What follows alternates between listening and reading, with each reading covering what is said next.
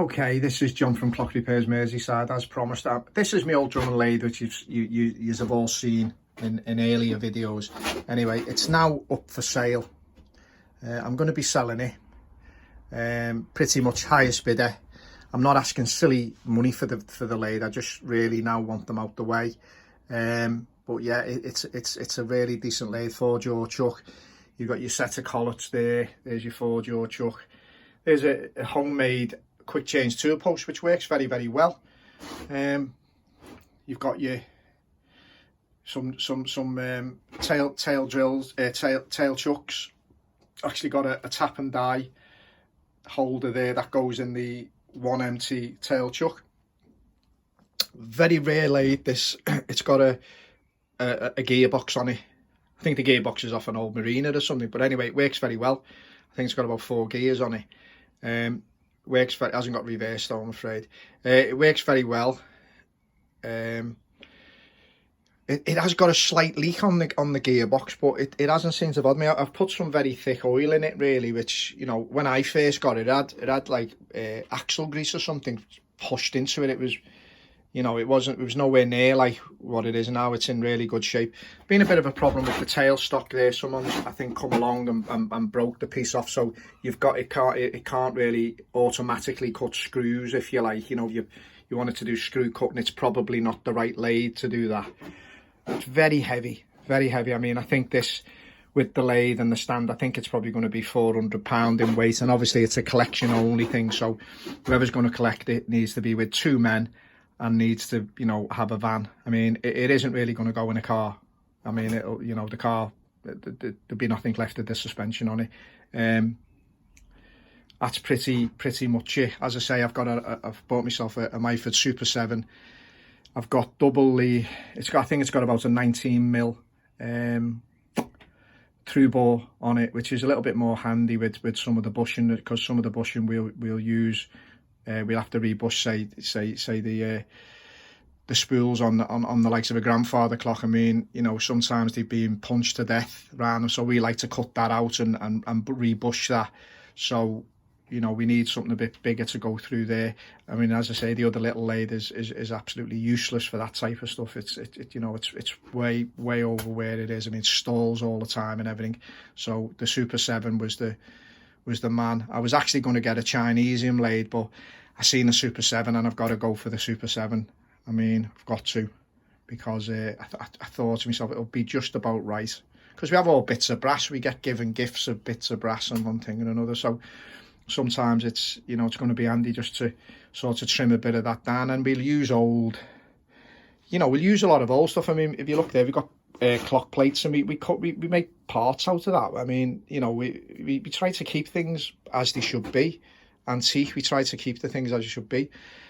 There's me mill. Again, it's going to be a nice buy for someone. It's on your stand. I've actually screwed the stand to the wall to give it a bit more rigid, make it more rigid. But yeah, it's pretty decent. Runs well. I think. What would you say? You've got about, I'd say about 7. You've got about a 7-inch throat on that. In order for you know, the things, the quick release vice it's got.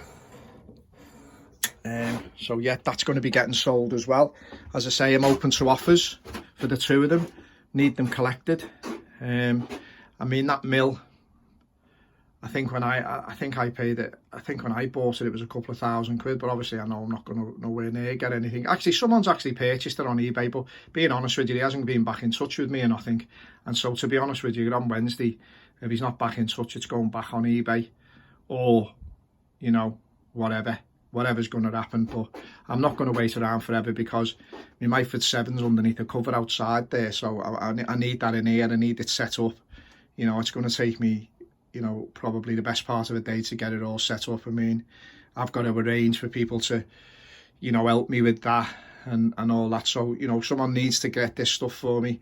They need to bring 2 people. Not very good at lifting myself now. I mean, I've had a few health issues, so I'm pretty reliant that way on people who work with me and me sons and things like that.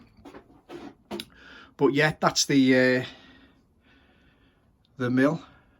And then if we come back around here, we've got, you know, we use that for sharpening lathe tools and you know, any type of sharpening we need, you know, running parts down a bit, you know, removing a bit of metal, and then, you know, finishing them off with some nice fine filing and things like that. It's a polishing machine. I mean, we do polish, you know, you can polish some furniture sometimes. When I say furniture, I mean the furniture, the brass knobs and stuff that you sometimes see. It's not very heavy. It's not a, it's quite, this mop here is quite soft. This is a bit harder. But yeah, it's okay. We have another smaller polishing machine actually that does a few bits and pieces. But, you know, I mean, for us, a lot of polishing will be done with zero wire wool and things like that. I mean, you know, we be very careful with what we do. We be very careful. I mean, doing things by hand with wire wool and things, I mean, you've got less chance of making any mistakes. I know it's slower, but you've got less chance of making a mistake. But with a buffer and a polisher, I mean, you know, touch it and it's gone, hasn't it? You know, if you didn't want something, rubbed out, I'm afraid it's too late. It's gone. Other than that, bench, vise, pretty much this workshop's pretty much gets just more dusty, rubbishy stuff done in it. We moved the lathe and the mill out of the other workshops because that's where clocks were on test, and so we wanted it to be as clean as we could, although it's very difficult to keep a clockmaker's workshop clean because, I mean, you know, you've got that element of dirt all the time. But other than that, that's it. But they're going to be a real bargain for someone. As I say, I'm open to offers on that. And probably, if I put them back on eBay, there'll be links to these videos so that people can see. The myford Super 7 was actually bought off another clockmaker in Derby. Unfortunately, his health's not great now. But it looks like he was a clockmaker. Literally, that's what he done. He made clocks. I mean, he didn't do repairs. He made them. I mean, there's evidence of him cutting wheels, and, you know, he obviously was of that type of level. So he's been doing it pretty much a long time. I think in his early days he worked for Rolls-Royce and you know, making bits and pieces for them. So I mean, that was the story, what Morris told me anyway, and you know, really nice guy. So I was really happy with that purchase. I mean, you know, he didn't try and murder me with it. He wanted the fair money, and I gave him the fair money. I didn't really argue much with him. You know, it was well worth what he was asking, and that was fine. And then it's got that background of I've been after a Super 7 for such a long time, and there was one I was really after, which belonged to another clock restorer up in St Helens, and unfortunately I know where it is, and you know, and everything, but the guy, he doesn't use it, but he won't part with it. So, and I waited, and then I got this Drummond, and quite happy with it. Really served me well. I mean, it's never let me down. I mean, it's totally mechanical. There's no electronics on it. It's you know, it's an old 1906, I think it is. You know, 1906, I think its model number's 500. The serial number rather is 500. I mean, if you look at the lathes.com on the thing, I mean, that number doesn't even, they haven't got that back to that. So I don't know where that is. I mean, but the old guy who sold it me, he told me, he said he's looked for it and it's quite rare and thing. But I've not seen another one with a gearbox on it like that. I mean, I think originally it would have been treadle.